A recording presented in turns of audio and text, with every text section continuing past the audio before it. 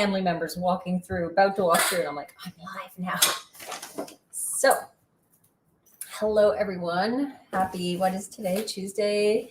Are your kids back to school? Ours go back next week. Starting to think about making lunches and getting food ready for, those routines that we get into as moms, busy routines. So we are making something today. I have some good news to share and some bad news. So which do I share first? Chime in and tell me. Okay, it's mostly bad news. So I guess I'll just share the bad news. I'm also just gathering things I need to do for this recipe here today. I am making a recipe from the new book. So that's the good news. That's not really that exciting, I know. Well, maybe it is for you. Maybe you find that very exciting. For me, it's, fun to make a recipe with all of you. Hopefully that's also good news. Yeah. So the bad news is, this is why I'm doing this recipe. There is one photo in the book that is not the correct photo for the recipe. And when I found out about it, it broke my heart a little bit.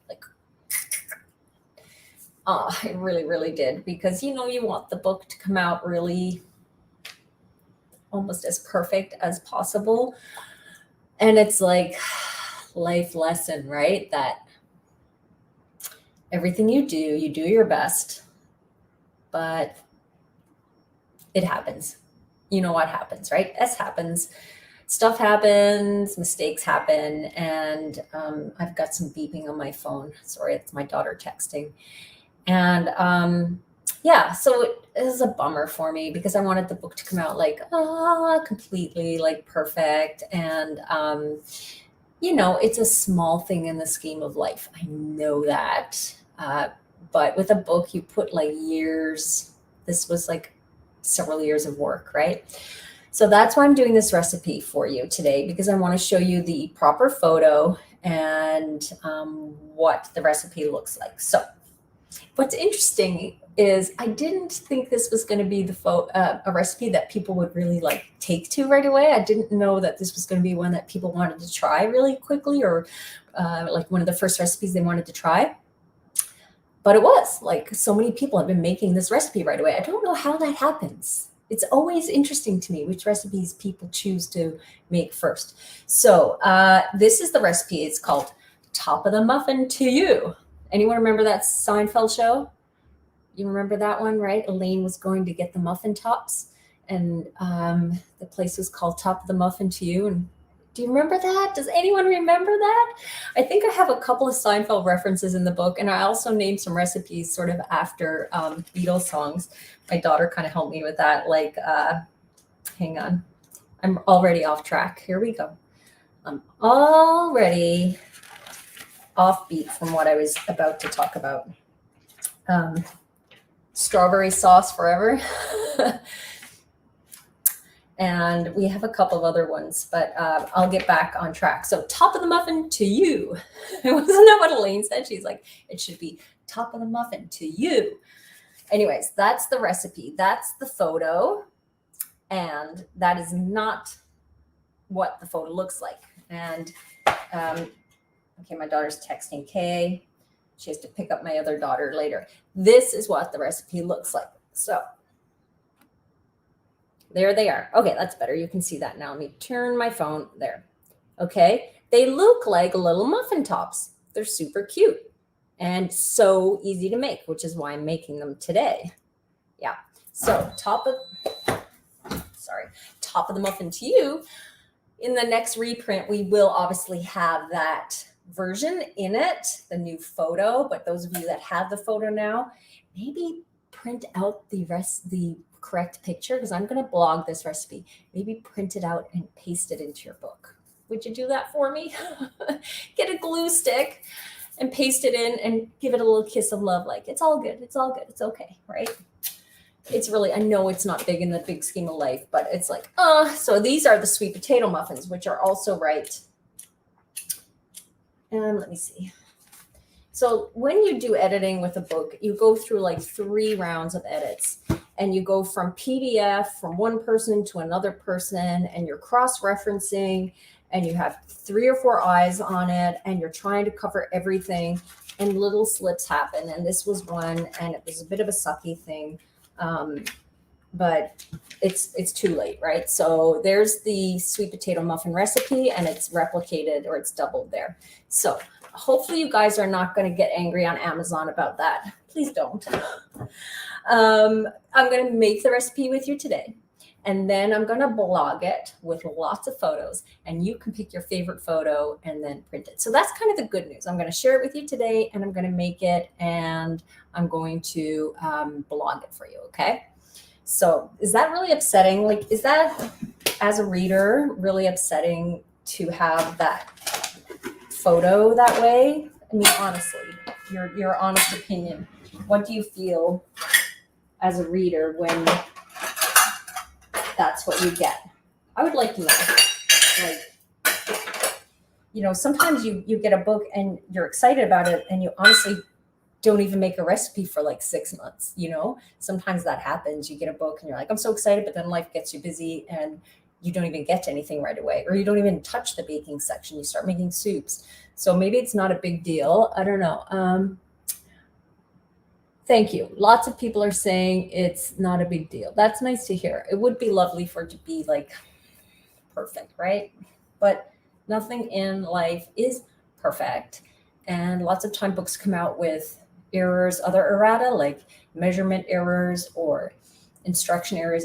And truly, I'd rather it be a photo error than a measurement error or instruction error, because that's not something that, like, when you're making the recipe, obviously the recipe could be made with the wrong amount of ingredient, and that to me would be worse than the photo. So, and years ago, we had cookbooks with no photos, right? Like, when you think of classic cookbooks, they never had photos. And one that I started with, the Moosewood cookbook, right? Molly Katzen, loved her illustrations, beautiful cookbook, lots of heart in that book, like so much heart in that book. And it didn't have any photos. I fell in love with that one. That was like my early days learning how to cook vegetarian. So I have rambled a lot. Now I'm going to get to making the recipe, and I have closed the recipe page. So now I have to get back to it.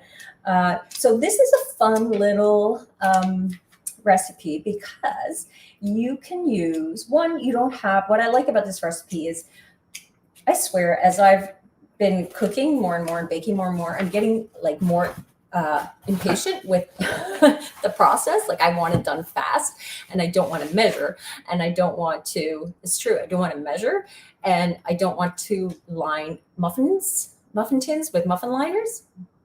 That's where I am. I want it like fast, fast, fast. So I love how I get to put them on the baking sheet with parchment. And that's it. I haven't preheated my oven. Hang on. Okay, boom, it's on. And I have a pan ready because I made some this morning, and I'll show those to you in a minute. So we're going to get started. I'm going to lower the camera. Thank you, Gail. More important that the recipe's right. Thank you. And someone made a note in their book. Good. So, and please print off the photo when it comes out, and paste it, glue it to your book. And then you'll remember that recipe really well. It will be one you always turn to, because the page will be so glued up. Okay, so I'm going to move the camera down and get started. Okay, so we start here with, I'm going to do the dry ingredients first. We have a cup of oat flour. So as many of you know who've baked with me for very long, this is how I measure. I just put the cup in. I have this nice big jar type of thing that I got at IKEA years ago. It was maybe 15, almost 20 years ago, and I still use it. And I just, with my finger, you can use a butter knife. But again, this is how I like to bake, real easy. And that's the oat flour done. And so many of you know that I use oat flour a lot. I love it. It's basically oats that are ground into a flour. You can make it yourself, but I like to have it made for me. I like for someone else to do an occasional job. So I buy it made. And then a third of a cope, that is not a third, that's a half. A third of a cup, that would be, of oats, rolled oats. And then we have 1.5 teaspoons of baking powder. So 1.5 teaspoons, if you do not know, is also a half tablespoon. That is what a half tablespoon is. So if you have half tablespoon measures, that's real handy to just use a half tablespoon. That's what 1.5, because there's 3 teaspoons in a tablespoon. And baking is great for math for kids because, and cooking as well. We try to sneak it in for our youngest because she doesn't like math. It's so sad that kids don't like math in school. I think, it's how they've been taught for years lately. It's not how we were taught. I remember having the best math teacher in high school, Mr. Neal, and I don't know if he's alive, but I'd almost like to know if he is and reconnect and say, hey, you made math amazing, because it was really special, to have a teacher that really made math exciting and I could connect with it. And I did really well in math in high school, and then it helped me do really well in math in university. But anyhow, I'm way off. I'm now talking about math. Okay, so, and a little bit of sea salt and some cinnamon. So guys, I always add a touch of sea salt in baking because it makes the flavors better. Now, if you want to use cinnamon, that's what I'm using. You could also use some nutmeg, and it would be great when it comes to pumpkin season. You could add pumpkin pie spice. You could take out the cinnamon and add lemon zest. That kind of part of the recipe is really flexible. So have fun with the seasonings. And then just mixing that about a wee bit. And that's the dry mix, and that's it. And now we need to blend some ingredients. Again, using my blend tech. I think this is the 3rd time today I've used it today. This twister jar is what I use for all my dressings. So I have a lot of oil-free dressings in this new book, Andrina's Kind Kitchen. And this is what I use. And it helps because it can blend small volumes of dressing. So I have a link there for blend tech if you want to look into one or get the twister jar. There's a link for 20% off. You need to use the code EA-BlendTech. Okay. So we have a little maple syrup. And if you don't want to use maple syrup, I'm looking at my measure because sometimes I forget. It's about 1/4 to 1/3 cup. So I give you that flexibility. If you want it a little sweeter, then use a little bit more. And if you don't want to use maple syrup, I don't know why people have a problem with maple syrup. It comes from a tree, but it seems to be one of those ingredients that a lot of people don't want to use. So if you want to use date syrup, go for it, or coconut nectar, go for it. Date syrup would be a great substitution if you want to use that. And we need some non-dairy yogurt, which I don't have. I have to go to the fridge. So just babysit my bowl here, okay? Make sure it doesn't get disorderly. All right, so this is the non-dairy yogurt that I find tastes the best in Canada. It's silk almond, and this one is plain. You could use vanilla, but I don't think you need the sweetness in this recipe. So I have plain, and this to me is the best tasting one we have. If you guys have another one that you really like, share it in the comments so we know, because yogurt is one of those things that people are always wanting to know what a good brand of yogurt is, right? I hear that a lot. What's a good brand of yogurt? Well, the brands vary a lot in the States to Canada and then other countries. So if you're in the States, share what brand you like. All right. I used to get whole soy there, and it was so good. And I think they discontinued it, but then I haven't been to the States now for, and so this is what we have in Canada. And there's a bunch that are out that are coconut that aren't great. And we have some oat milk ones that are awful. I literally tried a couple of oat milk or oat yogurts, and I thought, how did this get to market? Do they not put this through a test of people to see if they like it? It's not good. Anyhow, I'm not going to talk about which brands, but this one is nice. It's almond, and so that's what I'm using. And how much do I need? Is that a half cup? Yes. I don't have my reader. So that's a half cup, which I do have here. And I'm going to measure that in. This is how I make my videos way too long, is I chat a lot. So this morning I didn't actually have yogurt, and I'll tell you what I did. And I'll probably have to add that idea in the recipe. I didn't have yogurt. So what I did was I used a little bit more of the nut butter. Where'd my nut butter go?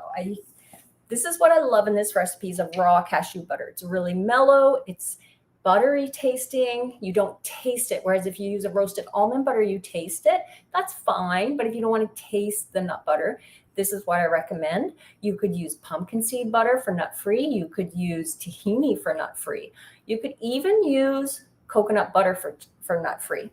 So this morning what I did, and I'll have to add this note, like I said in the blog post, is I used a tablespoon goes in the recipe. Only a tablespoon, guys. It's not a lot. So, you know, if you want to omit it for low fat, more of a low fat version, go for it. I think it would still be fine, but it adds a nice flavor, texture, quality. It kind of carries the flavor.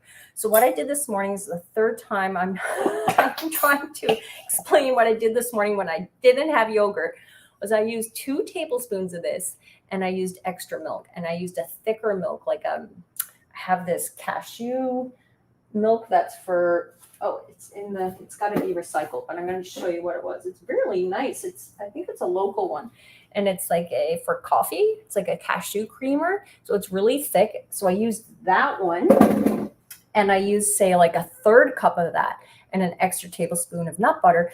That worked beautifully as a sub for the yogurt. Okay, so I've got the yogurt in there, the maple syrup, cashew butter. Now I need the magic. Okay.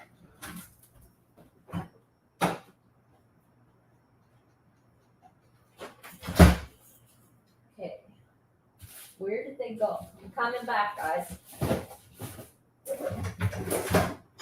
I sometimes forget to have all the elements handy. So the magic is sweet potatoes and banana, or you can use either or.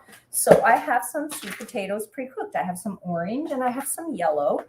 And if you want to use orange, then the color is going to just change a little bit, but that's kind of fun, right? You get a slight sort of like pumpkin-y look to the top of the muffin to you. And I'm using yellow sweet potato, and you just piece it off into the measure.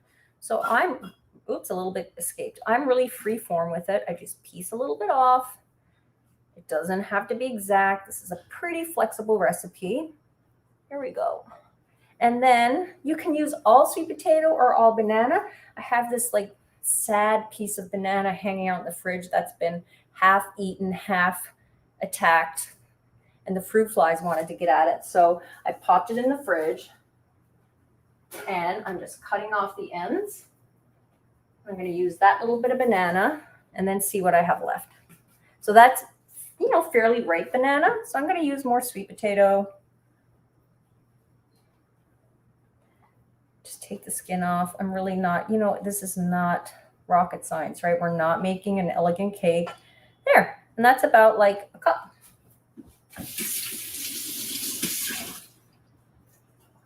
And I don't have a dish towel. Okay, so my oven's ready. So that's about a cup. I just kind of pieced it in, popping that. My sweet potatoes flying all over the place. And I have a little piece here that has to be blended. Okay, so I'm going to blend that. It's going to be noisy for a minute.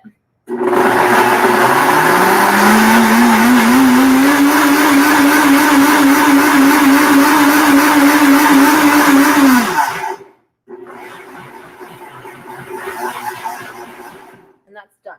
And then you have this amazing thick puree that smells delicious.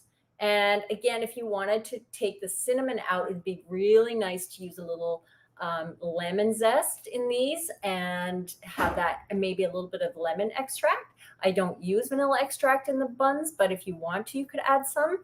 Another idea is to add orange extract or orange zest. That would be delicious as well. And maybe add cranberries. Like there's lots of things you can do with it. So now this just goes in. Look how thick that is. Yummy. It's almost pudding-like. I mean, really, you could almost eat that like a pudding. Now I've got another idea. There. And so, and you know me, I want to scrape out every bit into that. I'm going to move this guy aside. And then that just gets mixed in. So I often double this because this is a small batch. It makes like, depends on the size. It makes, say, maybe 6 to 7 larger ones or 8 smaller ones. Depends on how large you want to make them. And just mixing it about. And as it bakes, the oats are going to absorb more of that moisture. So it looks a little, it looks like a little thin. It's not super thin, but it will thicken up as it bakes. So now I'm going to put them on the pan. I need a bigger counter space. I'm trying to convince the family to list our house this fall. I feel like it's time, even though I don't want to like go through the process of moving. I do want to move. I feel like it's time for a different house. But anyways, that's another story for another day. But we've accumulated so much stuff in this past 10 years being in this house. Where's my scoop, people? Hang on, sorry, I don't have my ice cream scoop.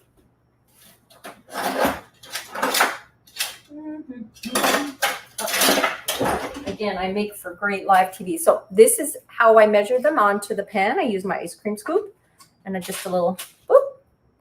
And you can, flatten them down a little bit more if you want to make them more muffin toppy. But they'll flatten out a little bit as they bake. And I do find every time I make these, the texture varies just a little bit. And I think it's the type of yogurt I use, how ripe the banana is, how moist the sweet potato is, because sometimes the sweet potato is a little bit, has a little bit more moisture in it. So I find that orange sweet potatoes tend to have more moisture in them than yellow sweet potato. And so we have 1, 2, 3, 4, 5, 6, 7, 8. We got 8 today.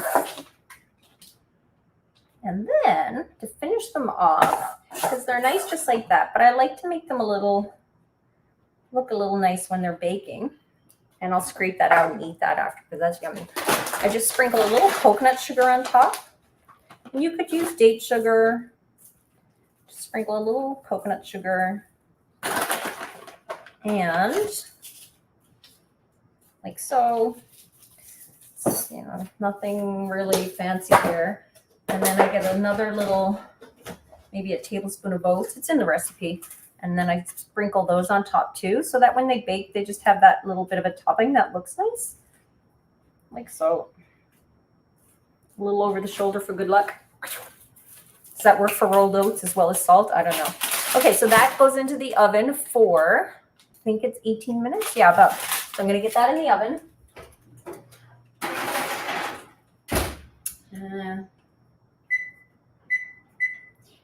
So I find depending on how moist that batter is, if you've made the batter and it has a little more moisture in it than what this did today, you're going to need 18 minutes for sure. Sometimes if they're a little more firm, you just need like 16, 17 minutes. But generally I like to go for 18 minutes because otherwise when they cool, they can still be a little soft and then they don't keep as well as if they are baked that full time. So, and then I baked these up this morning and there's top of the muffin to you. And the ones in the photo in the book is much nicer actually. This is my version without yogurt. So they're not as flat as when I made them with the yogurt, but they're still great. And these are a super snack for like my youngest, sometimes she calls them baby buns. She loves them. She eats them like anytime she, needs a snack, she can run in and get one of these. They're great for school. And if you need nut free, then like I said, you could use tahini, or if you're using tahini or seed butter, definitely use a little extra maple syrup because seed butters are more bitter. They just have an inherent bitter taste, whereas nut butters have a natural sweetness. So you want to make sure you have a little extra maple syrup in there. And that's why also that measure adjustment of like a quarter cup to a third cup is useful because then you can add a little bit more. And is that everything I need to say about the recipe? I think so. Yeah, so hopefully you guys have shared some, Denise is asking, do I ever use pure maple sugar? I love to use it, but I don't include it in recipes a lot because I don't think it's a very common ingredient for people to find. So as much as I want to sometimes use it because it's a fun ingredient and it has really nice flavor, I know it's not super common and readily available to people. So that's why I don't always include it in a recipe. But if you wanted to, absolutely. And so I'm going to show you that picture again of how they look. There you go. And that's what those guys look like. So I'm going to blog this recipe for you. And then, like I said, you can print off the recipe, paste it in there, and have the, correct photo. And hopefully it won't disillusion you from the goodness of the book too much, or detract from the book goodness too much. Yeah, that's all. And I will review I know there's a lot of questions that have come in. So after I jump off, I'll review them and answer that way. That's kind of the easiest thing to do. And there's a link. If you don't have the book, there's a link to the book in the description to Amazon if you want to order there. And I have other retailers on my blog. And if you are loving the book, I would love a review on Amazon. Would be so helpful, even if you just mentioned the recipe that you made that you really liked, anything like that, because it's always great to get those positive reviews out there. It shows people that the book, is really being enjoyed. It helps its visibility. And also when someone goes on later with a random negative review, like these recipes are vegan, which has happened for every single one of my books, it helps balance that out. So anyways, I'll leave that with you, and that's in the description in YouTube and also on Facebook. Okay, guys, that's it for me today.